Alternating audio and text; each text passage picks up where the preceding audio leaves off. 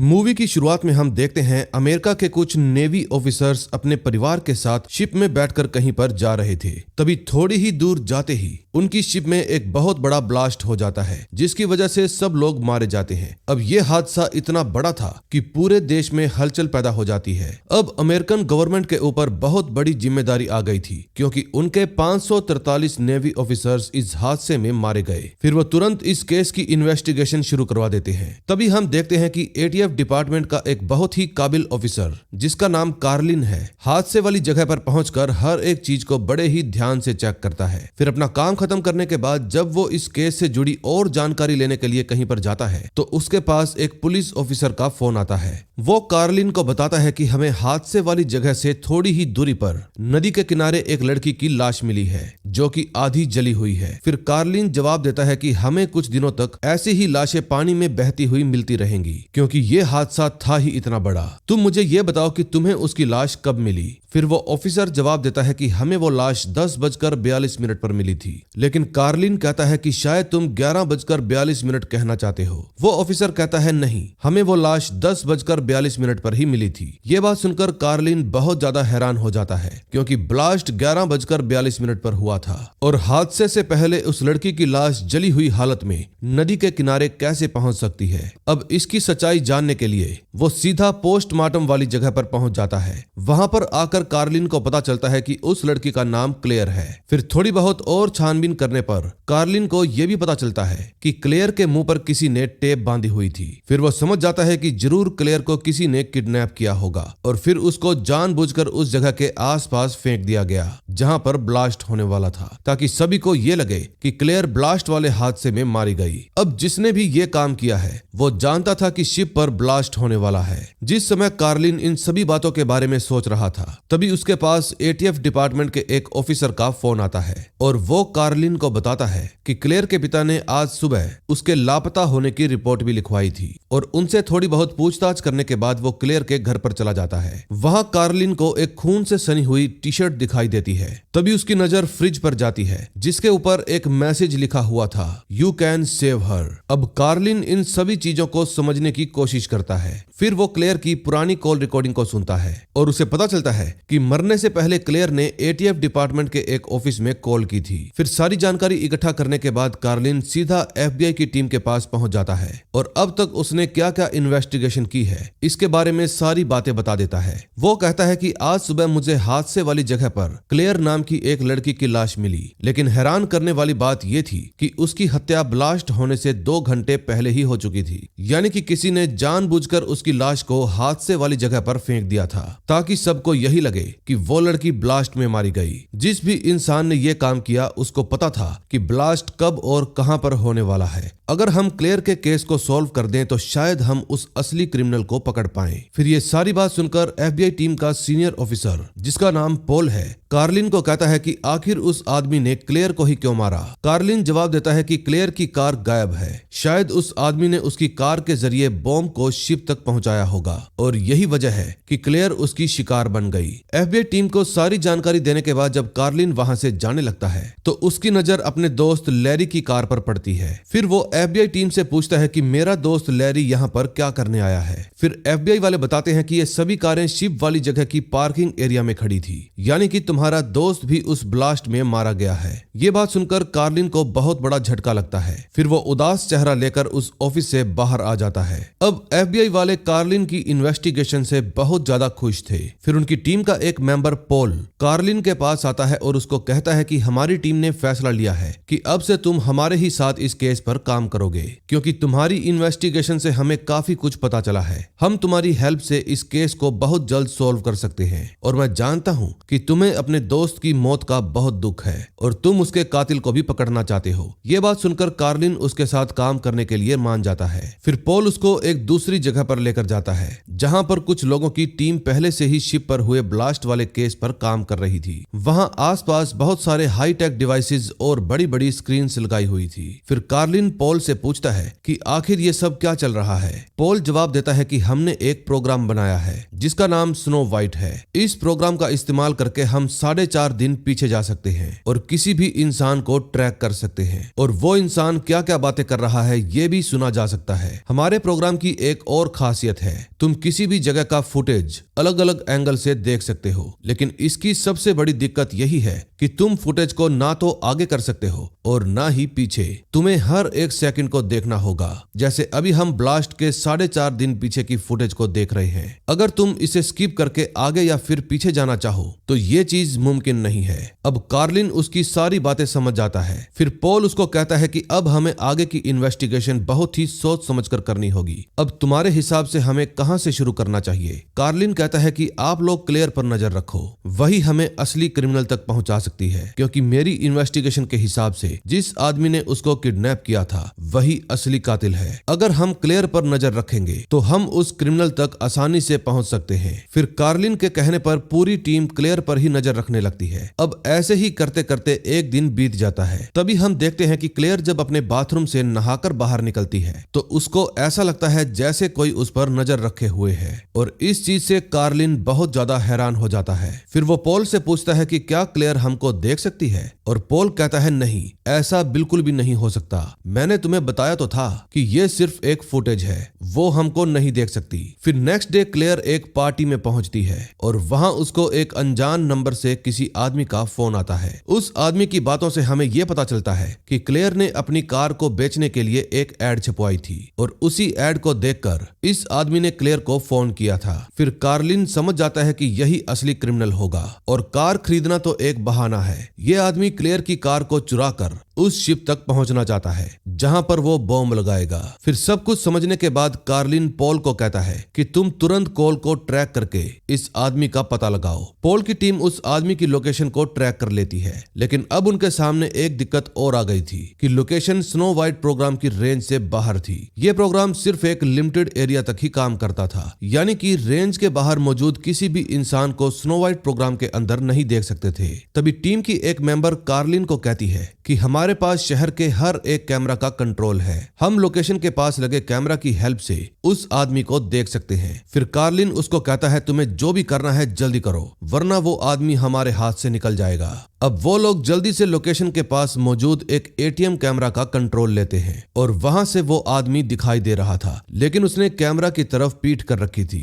जिसकी वजह से उसकी शक्ल दिखाई नहीं देती। फिर कार्लिन कहता है कि तुम उसके बैग को स्कैन करो और पता लगाओ कि क्या ऐसा ही बैग शिप पर भी मौजूद था। फिर जब टीम बैग को स्कैन करके सब कुछ चेक कर लेती है तो उनको सेम वैसा ही बैग शिप पर भी मिल जाता है, यानी कि इसी बैग में बॉम्ब रखा हुआ था। और अब ये बात पूरी तरह से साफ हो गई थी कि जिस आदमी पर कार्लिन को शक था वही असली क्रिमिनल है। अब ये लोग उस आदमी को दूसरे कैमरा में देखने की कोशिश करते हैं, लेकिन वहां भी उसका चेहरा साफ दिखाई नहीं देता।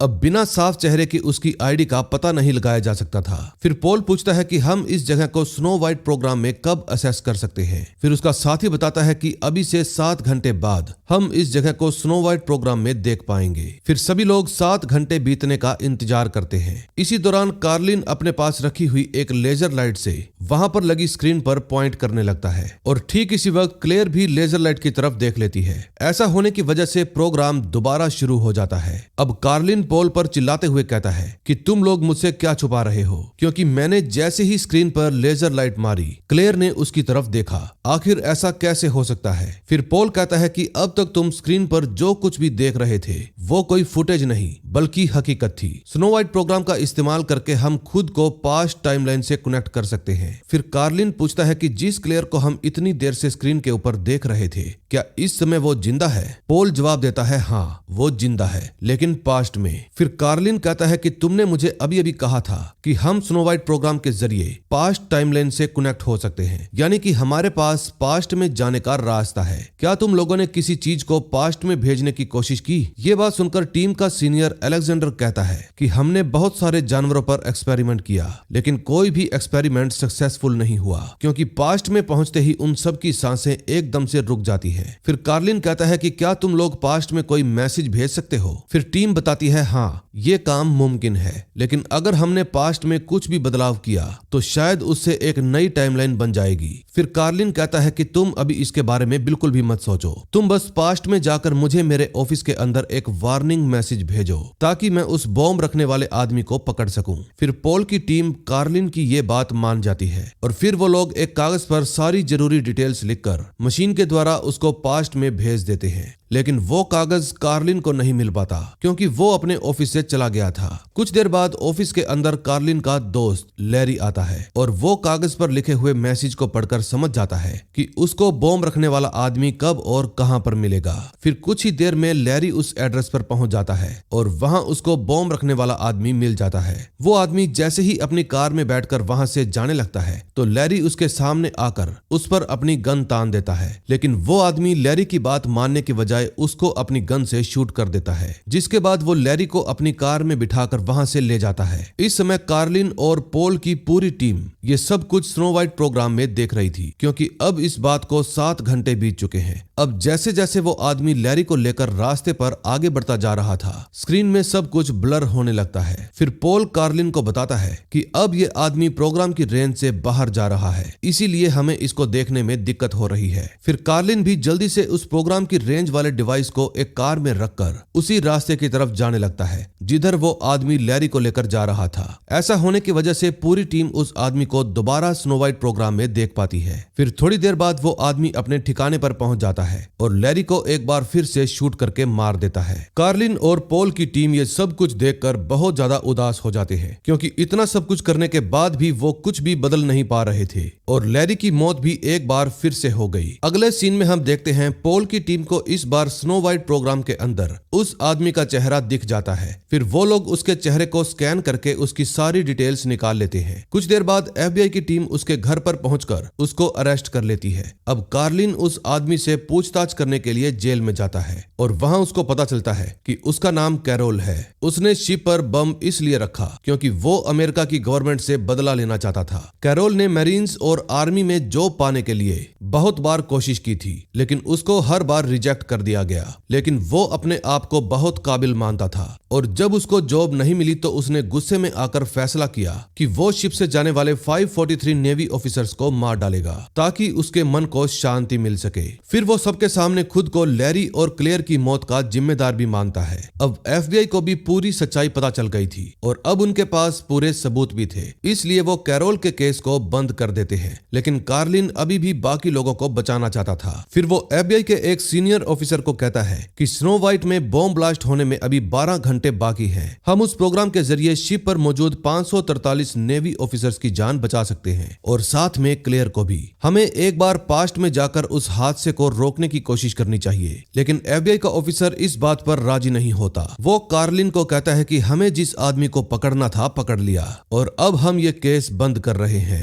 फिर इतना कहने के बाद वो वहां से चला जाता है। फिर कार्लिन अलेक्जेंडर के पास फोन करता है और उसको कहता है कि अगर मैं किसी तरह पास्ट में चला गया तो हम सभी लोगों की जान बचा सकते हैं। मुझे पता है कि ये एक बहुत ही खतरनाक एक्सपेरिमेंट है, लेकिन अगर हम इसमें कामयाब हो गए तो हम बहुत कुछ बदल सकते हैं। फिर अलेक्जेंडर कहता है कि मैंने तुम्हें बताया तो था कि आज तक कोई भी एक्सपेरिमेंट सफल नहीं हुआ, इसमें तुम्हारी जान जा सकती है। कार्लिन कहता है कि तुम चिंता मत करो, मेरे पास एक आइडिया है। फिर वो अलेक्जेंडर के पास जाता है और समझाता है कि तुम मुझे पास्ट में हॉस्पिटल के इमरजेंसी रूम में भेजना, वहां डॉक्टर मेरा इलाज करके शायद मुझे बचा ले। फिर अलेक्जेंडर ठीक ऐसा ही करता है। वो जैसे ही कार्लिन को पास्ट में इमरजेंसी रूम के अंदर भेजता है, उसकी सांसें रुकने लगती है, लेकिन वहां पर मौजूद डॉक्टर तुरंत उसका इलाज करने लगते हैं। उस समय कार्लिन ने अपनी बॉडी पर रिवाइव मी का एक मैसेज भी लिखा हुआ था। फिर डॉक्टर बिना देरी के उसको शॉक देने की कोशिश करते हैं, जिसके कारण कार्लिन की जान बच जाती है। फिर थोड़ी ही देर बाद जब कार्लिन की आंखें खुलती है तो वो हॉस्पिटल के बाहर जाकर एम्बुलेंस को लेकर क्लेयर को बचाने के लिए निकल पड़ता है। वो जानता था कि कैरोल ने क्लेयर को किडनैप करके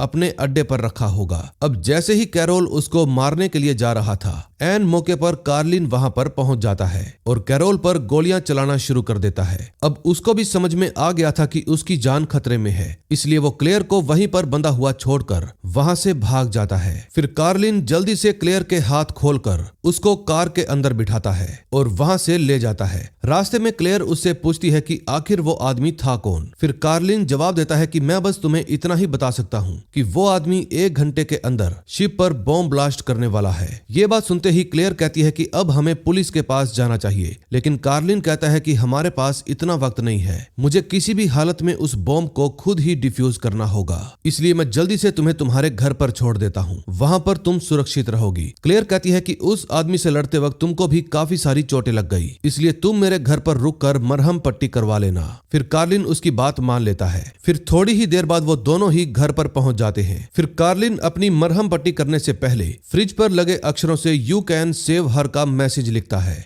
जिसके बाद वो घर में रखी दवाइयों को ढूंढकर खुद ही अपनी मरहम पट्टी करने लगता है। लेकिन जब क्लेयर उसको ऐसा करते हुए देखती है तो बहुत हैरान हो जाती है। फिर वो कार्लिन के ऊपर गन तानते हुए कहती है कि आखिर तुम हो कौन और तुम हर एक चीज के बारे में कैसे जानते हो? तुम्हें तो मेरे घर का एड्रेस भी पता था, यहाँ तक कि मेरे घर पर कौन सी चीज कहाँ पर रखी हुई है तुम वो भी अच्छे से जानते हो। मैं सारा सच जानना चाहती हूँ। ये बात सुनने के बाद कार्लिन कहता है कि मैं एटीएफ डिपार्टमेंट का एक ऑफिसर हूँ। अगर तुम्हें मेरी बात पर भरोसा नहीं है तो तुम मेरे ऑफिस में कॉल करके सब कुछ जान सकती हो। फिर क्लेयर उसके ऑफिस में फोन लगाकर पूछती है कि क्या आपके डिपार्टमेंट में कार्लिन नाम का कोई आदमी काम करता है? फिर वहां पर बैठा ऑफिसर कहता है हाँ, लेकिन वो अभी लंच करने के लिए बाहर गया हुआ है। फिर क्लेयर उस ऑफिसर से कार्लिन का हुलिया पूछने लगती है और वो ऑफिसर बिल्कुल वैसा ही हुलिया बताता है जैसा कार्लिन दिखता था। अब क्लेयर की गलतफहमी दूर हो जाती है। फिर फोन काटने के बाद क्लेयर भी कार्लिन की मरहम पट्टी करने में हेल्प करती है। फिर जब कार्लिन वहां से जाने लगता है तो उसको एहसास होता है कि उसने कुछ भी बदलाव नहीं किया,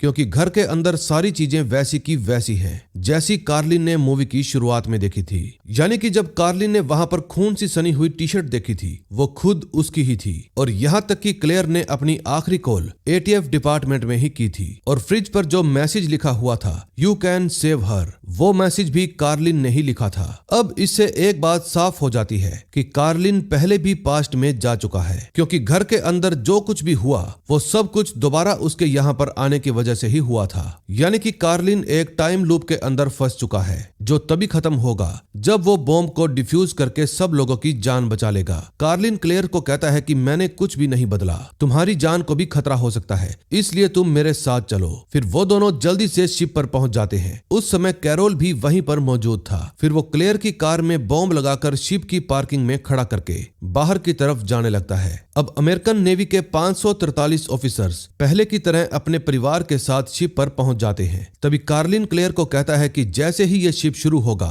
तुम यहाँ की सिक्योरिटी टीम के पास जाकर उनको बॉम्ब से जुड़ी सारी जानकारी दे देना, और जब कैरोल यहाँ से चला जाएगा तब मैं तुम्हारी कार में लगे बॉम्ब को डिफ्यूज कर दूंगा। और इतना कहने के बाद कार्लिन शिप की तरफ जाने लगता है। अगले सीन में हम देखते हैं जब कैरोल अपनी बाइक स्टार्ट कर रहा था तो उसकी नजर कार्लिन पर पड़ जाती है और वो समझ जाता है कि कार्लिन बॉम्ब को डिफ्यूज करने के लिए आया है। फिर शिप के जाने से पहले कैरोल भी उसके अंदर चला जाता है। उस समय क्लेयर बाहर खड़ी खड़ी ये सब कुछ देख रही थी। फिर वो बिना वक्त जाया करे अपनी पूरी ताकत से छलांग लगाकर शिप पर पहुंच जाती है, लेकिन तभी उसके सामने कैरोल आ जाता है और वो क्लेयर को बंदी बनाकर बॉम्ब वाली कार में बिठा देता है। लेकिन तभी कार्लिन भी वहां पर पहुंच जाता है और उसको देखकर कैरोल उस पर गोलियां चलाना शुरू कर देता है। उन दोनों की लड़ाई के बीच मौका देखकर क्लेयर अपनी कार स्टार्ट करती है और कैरोल पर हमला कर देती है, जिसके कारण वो घायल हो जाता है। फिर कार्लिन अपनी गन से उसको शूट कर देता है। अब ब्लास्ट होने में कुछ ही मिनट बाकी थे, इसलिए कार्लिन जल्दी से क्लेयर के पास आकर उसके मुंह से टेप हटाता है, लेकिन तभी बहुत सारे पुलिस वाले उसको चारों तरफ से घेर लेते हैं। कार्लिन कहता है कि अगर हम लोग बाहर गए तो ये लोग हमसे पूछताछ करेंगे और इतनी देर में ब्लास्ट हो जाएगा, इसलिए हमें सबकी जान बचाने के लिए कार को पानी में कुदाना होगा। फिर क्लेयर उसकी बात मान लेती है। अब देखते ही देखते वो दोनों खुद भी कार के साथ पानी में चले जाते हैं। फिर कार्लिन जल्दी से कार के ग्लास को तोड़कर क्लेयर को बाहर कर देता है, लेकिन इससे पहले कि वो बाहर आ पाता कार में ब्लास्ट हो जाता है। अब कार्लिन ने अपनी जान पर खेलकर शिप पर मौजूद 543 ऑफिसर्स को बचा लिया था। फिर जब क्लेयर पानी से बाहर आती है तो वो जोर जोर से रोना शुरू कर देती है, क्योंकि कार्लिन की मौत हो चुकी थी। थोड़ी देर बाद एक पुलिस वाला उसके पास आता है और कहता है कि एटीएफ डिपार्टमेंट का एक ऑफिसर आपसे पूछताछ करने के लिए आएगा। आप उसे बॉम्ब ब्लास्ट से जुड़ी सारी जानकारी दे देना।